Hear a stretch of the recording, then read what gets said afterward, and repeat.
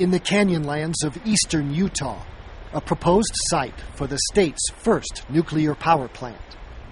Located outside the town of Green River, the plant would generate electricity for 3 million homes and provide a much-needed economic boost to the community. Tax base here in the town of Green River, total tax base, all the farms, all the businesses, all the residences, everything involved, totals about $39 million in taxable value.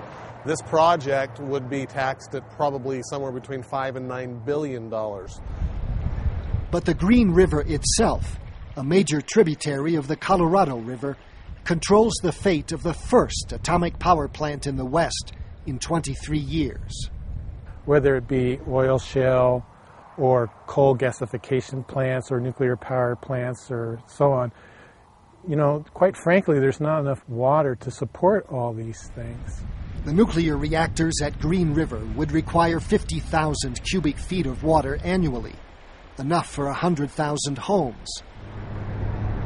Blue Castle Holdings, the company hoping to build the plant, wants a controversial water deal with neighboring Utah counties. As a result, objections have been filed by both conservationists and federal agencies. Up until probably 10 years ago, people believed that we had plenty of water, that Utah's allocation would go a long way. And we knew that sometime things would tighten up, but I don't think anybody thought that demand for water on the Green and the Colorado would tighten up as quickly as it has. Supplying all the water needed to the proposed nuclear plant would threaten water supplies for more than 1 million people in Utah's Wasatch Front. Currently, more rights to water exist than the rivers can actually supply. There are demands for water for municipal use, for industrial use, for irrigation use, and at the same time we have environmental considerations. Diminished river levels would also threaten the survival of 7 species of fish, 4 of which are listed as endangered.